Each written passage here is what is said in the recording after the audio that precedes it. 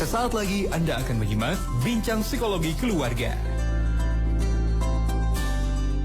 Sahabat MK, mari kita lanjutkan perbincangan kita bersama dengan Ibu Lilis Komaria MPSI dari Anak Langit. Kita sedang berbincang tentang bagaimana membentuk anak yang akan atau kita harapkan memiliki mental baja, sahabat MK. Tadi poin pertama, tadi sebelumnya sempat disampaikan troubleshooting atau menyelesaikan masalah juga menjadi salah satu tipsnya ya, Bu Lilis. Iya. Baik, masih mute tampaknya Bu Lilis. Boleh di-unmute dulu. Nah, Maaf. Yang satu ini beranak. Yang pertama emang harus ajarkan anak tadi disiplin. Kemudian betul. ajarkan anak untuk memecahkan masalah. Oh iya. Jangan terlalu banyak dibantu. Mhm. Ajarkan anak untuk mengontrol diri. Betul. Dalam artian kan anak suka kesel tuh, kayak kemarin anak saya Gimana Bu? buat origami ya. Ini Bunda gimana Bunda? Ayo coba lagi. Ini Iya. selalu gimana dia? Udah kalau gitu mah aku nggak akan lipat lagi kesel katanya. Udahan Udahan katanya gitu. Iya. Saya lihat nih, tapi dia akhirnya diambil lagi. Kemudian dia coba lagi bolak-balik agak lama. Dan emang pas saya lihat ketika dia sudah bisa untuk melipat sesuai dengan pola, wah aku bisa. Gimana saya bilang rasanya? Wah plong Bun gitu. Kenapa? Karena dia menyelesaikan masalah, tidak lari dari masalah gitu ya. Tapi masalah itu dihadapi, kemudian bagaimana dia mengontrol, kan pengennya mungkin gini, ngelipat juga kalau nggak bisa tinggalin aja lah buat apa gitu. Tapi dia mengontrol dirinya untuk mencoba. Tadinya juga saya sudah, kalau dia sudah mulai di titik ngomel, ini saya bilang coba nanti kamu ada kepuasan tertentu misalnya. Ternyata dia mencoba dan akhirnya kan dia berlatih untuk memecahkan masalah, ikut aturan karena ketika dia tidak disiplin mengikuti petunjuk kan nggak bisa gitu. Nah itu jadi tadi disiplin di rumah, ayo. Dan enaknya mengajarkan disiplin itu pada anak-anak usia dini. Nah kalau anak-anak yang sudah besar lumayan sih akan jauh istilahnya. Effortnya lebih ya? Ya ke kitanya gitu. Misalnya terus kalau anak biasa misalnya dibantu, nanti biasanya dia akan meminta bantuan juga. Ini sulit, kemudian kita bantu. Sulit bantu. Dibantu terus, akhirnya anaknya lemah. Dan kalau ada masalah, dia sudah belajar, sudah punya keterampilan. Keterampilannya apa? Lari dari masalah. Berikan kepada yang lain. Nah, nanti kalau sudah terbiasa begitu, kebayang ke depannya akan begitu. Bayangin misalnya anak kita laki-laki diajarkan misalnya selalu dibantu. Dia tidak pernah memecahkan masalah, tidak pernah bisa mengontrol diri karena segala di rumah ada pasti. Minta apa dikasih. Kemudian juga dia seenaknya di rumah.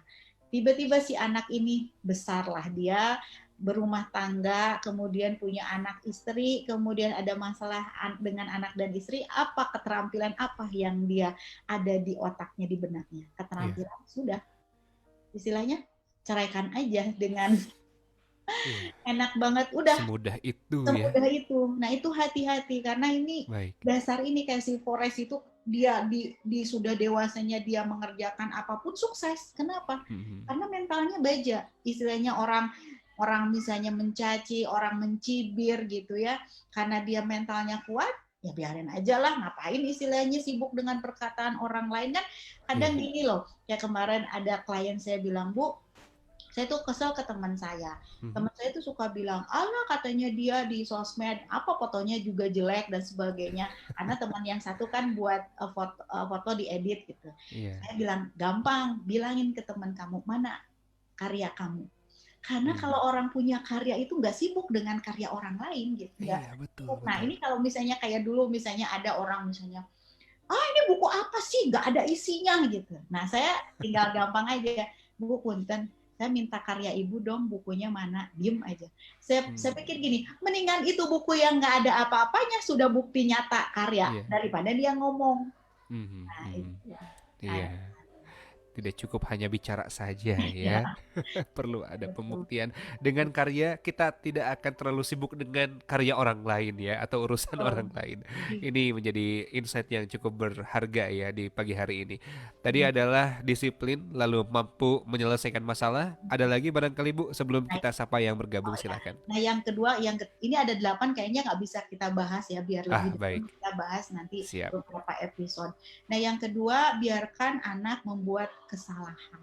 Dan Biarkan kita anak juga membuat membuat kesalahan. kesalahan, karena dari Iya. kesalahan itu bagian dari pembelajaran loh. Iya. Karena orang kalau sudah pernah melakukan kesalahan, dia antisipasinya akan tinggi karena ketika dia sudah merasakan bagaimana efek dari kesalahan itu. Hmm. Jadi biarkan misalnya contohnya kayak anak saya misalnya masak gitu ya. Iya. Nah, saya biarkan aja gitu terus gosong. Nah, ketika kan saya juga bisa misalnya, ini kamu kalau gini gini gini. Nah, kalau begitu kan anak nanti juga biarin aja gitu eksplorasi gitu. Mhm. Misalnya garamnya sek sek sek. Nah, akhirnya kan Bun asin dia. Kalau Iya. begitu kemarin kamu ngasih garamnya berapa? Telurnya satu, ngasih garamnya setengah sendok teh. Mhm. Lumayan kan asin ya. Iya, Jadi masyaallah. dari banyak loh, dan saya sendiri Kang Zikri termasuk Iya, orang yang belajar dari kesalahan karena saya manusia istilahnya tidak luput dari kesalahan, tidak betul. luput dari kelemahan. Nah, itu dipelajari kelemahan saya apa, kesalahan saya apa gitu. Oh, ternyata ini. Dan banyak pembelajaran yang bisa diambil dari sana. Mhm. Jadi Mhm. kalau biasanya ya, termasuk saya juga orang tua. Ketika misalnya anak kita dikasih tahu kan. Iya. Nah, dikasih tahu terus nggak ngikutin. Ternyata pas emang hasilnya misalnya taruhlah misalnya berkaitan tadi dengan masak gitu. Dia nggak nurut misalnya, akhirnya kan gosong. Nah, kita enaknya apa sebagai orang tua? Kata mama juga gitu. Iya. Misalnya ini jangan pergi, macet. Iya. Terus anaknya kekeh, macet pergi. Akhirnya dia, tuh kan kamu tuh nggak pernah dengar orang tua. Nah, kita kan enaknya begitu ya, Iya. anaknya gitu. Nah, ini malah ke anaknya nanti bukannya keterimanya pembelajaran, tapi keterimanya tadi yang istilahnya menyudutkan. Karena sesalah-salahnya orang itu akan ada antisipasi untuk tidak disalahkan gitu ya. Betul, Nah, pasti. makanya ketika misalnya tadi berkaitan dengan kesalahan, yang penting ajarkan dia harus bertanggung jawab atas kesalahannya. Ah, Misalnya iya. kayak kemarin karyawan saya memecahkan figura foto. Harganya sih murah, Kang Zikri. Mhm. Saya juga sampaikan reasoningnya ke dia. Sebenarnya bisa aja saya sebagai yang punya itu udahlah, wong juga murah. Tapi Mhm. kalau itu nggak ada pembelajaran untuk kamu, nanti Oh, kamu iya. mecahin yang lain. Gitu. Mhm. Mhm. Mungkin di sini saya termasuk yang mungkin kayak saudara gitu. Anak misalnya mecahin gelas, kok harus digantiin, kok tega banget ya misalnya gitu. Iya, iya. Melakukan kesalahan nggak apa-apa, tapi silakan terima konsekuensinya. Gitu. Mhm. Nah, jadi maksudnya gini loh, kalau anak melakukan kesalahan itu jangan jangan dijawab gini, tuh kan kata mama Ah, juga, dibilang kamu nggak nurut, nggak usah gitu. Yang penting iya. adalah ya kamu pasti mendapatkan, kayak kemarin anak saya lagi buat SIM. Mhm. Dia buat SIM, kemudian dia pengen ujian, nggak lulus kan. Iya. Dan akhirnya Betul. ada yang menawarkan, kemudian dengan polosnya anak saya langsung dia dengan senang bayar begitu saja ke orang tersebut. Iya, Saya bilang, mana kwitansinya? Nggak dikasih kwitansinya. baik. Saya bilang, oh ya nanti lihat aja gitu. Nanti ke depannya kalau misalnya kan nggak jelas, kamu juga kalau mau misalnya mau komplain nggak ada kwitansi kemana, kamu mau Mhm. misalnya aku ngurusin gini-gini ternyata SIM-nya nggak jadi, ya mana buktinya gitu. Iya, iya. Akhirnya sampai 3 minggu diulur-ulur, besok besok besok besok selesainya, dan minggu Mhm. kemarin ternyata ya sudah, uangnya saya kembalikan. Kata anak saya, ya nggak apa-apa Pak, kembalikan, dari 1,3 dikembalikan 1 juta, Ah, artinya tiga iya, iya. ratus mau dicicil. Nah, Baik, saya baik. pikir anak saya banyak pembelajaran dari sana. Jadi istilahnya Pasti. gini loh, ke orang itu juga kita jangan polos-polos banget lah, tetap Mhm. untuk mempercayai, misalnya gini anak saya, Bun nggak percaya ke aku belajar harus difotokan. Saya bilang begini, justru Bunda percaya ke kamu, makanya minta foto. Kalau misalnya emang sesuai dengan belajar, kamu istilahnya nyantai aja kan. Misalnya kita ngerjain tugas, misalnya saya bilang fotokan dong tugas kamu, ya tinggal fotokan. Bahkan kalaupun tidak minta foto, dia kan laporan, Bun aku udah ngerjain tugas gitu. Tapi kalau misalnya dia belum, nah baru kan ini. Nah makanya justru kita percaya. Kayak misalnya nyimpan barang-barang di rumah ibu-ibu misalnya ya, ini ada anak, ada yang lain. Masa sih keluarga sendiri pasti percaya. Justru dengan percaya itu kita harus menyimpan kalau sudahnya terapi lah. Gitu. Karena kan orang kalau misalnya tiap hari dihadapkan misalnya uang tergeletak, ada saatnya orang itu kondisinya kan lagi butuh ya. Kalau butuh misalnya pinjam aja dulu. Nah pas waktu pinjam juga ternyata nggak ada yang merasa kehilangan, akhirnya kan lama-lama juga ke arah bisa jadi pencurian. Nah itu jadi orang tua ketika anak melakukan kesalahan, istilahnya mereka juga pasti dapatlah pembelajaran dari sana. Tidak boleh kita sebagai keterampilannya tuh kan makanya ikut orang tua gitu, apalagi ditambahi dengan nanti kamu tuh jadi anak durhaka. Nah itu biasanya zaman saya, nggak tahu nih kalau zaman sekarang gitu. Ya biarkan aja, nanti juga dia kan ada pembelajaran yang bisa diambil. Seperti anak saya kan sekarang tadi pagi di jam 6 dia sudah mandi, sudah sarapan, sudah membereskan, sudah pekerjaan rumahnya sudah terjadi, sudah dilakukan, bajunya juga rapi, yang biasanya dia anak gadis terus pakai celana, terus kakinya kemana-mana, celana tanggung itu kan, auranya masih kemana-mana, dan biasanya kalau saya lihat masih pakai celana itu, mohon maaf, handphone masih disita untuk pembelajaran online. Jadi akhirnya kan dia sampai siang. Nah dia akhirnya dari sana mungkin rugi ya gitu. Kayak misalnya akhirnya tadi pagi udah seminggu ini nih, sudah Bun, pas dilihat oh ya bajunya istilahnya menutup aurat, terus dia sudah beres juga. Nah dikasih tuh saya bilang ke anak saya, enak ya kalau begitu. Dalam artian kamu nggak sibuk dengan, kalau misalnya kamu pakai celana tidur, misalnya kaki kemana-mana, kan di sini ada non muhrim dia gitu ya, kaki kemana-mana, kamu sendiri yang rugi. Enak ya kalau begitu, saya bilang. Saya apresiasi. Wih cantik, karena anak gadis cantik, saya bilang enak ya, jam 6 dia absen pertama pula, saya bilang. Masya Allah. Iya ya. Jadi hikmah-hikmahnya pun kita apresiasi ya. Hal-hal yang menjadi manfaat dari anak-anak kita melakukan hal sesuai dengan yang memang harus dilakukan, perlu diapresiasi juga tampaknya. Tidak dibiarkan begitu saja. Misalnya mereka bertanggung jawab, misalnya kayak kemarin, Bu ini figurannya udah saya pesan, segini harganya. Alhamdulillah, terima kasih kamu sudah kerjasama dengan saya. Ya kan kalau kamu juga bertanggung jawab juga enak. Jadi dia juga kan akhirnya tenang kan, saya bilang. Karena kalau saya bilang ke anak-anak bukan karena gelasnya, gelas mah murah, saya bilang. Tapi karena emang kalian itu harus belajar dari sini. Kalau tidak ada misalnya pecah prek, terus saya bilang oh ya nggak apa-apa, prek nggak ada apa-apa, tidak akan ada pembelajaran pada. Baik, Masya Allah. Jadi membiarkan anak melakukan kesalahan pun tidak selesai sampai di situ, tapi bagaimana caranya kita pun mengarahkan dia untuk bertanggung jawab atas kesalahannya. Baik. Bagaimana kalau masalah itu sudah dia buat, karena kan kalau terjadi ya gimana lagi kan, misalnya Bun, aku misalnya bawa handphone terus handphonenya hilang, gimana? Ya kalau udah hilang mau diapain coba? Gitu. Cuman kan nanti ke depannya dia juga pasti ada pembelajaran. Betul, insya Allah.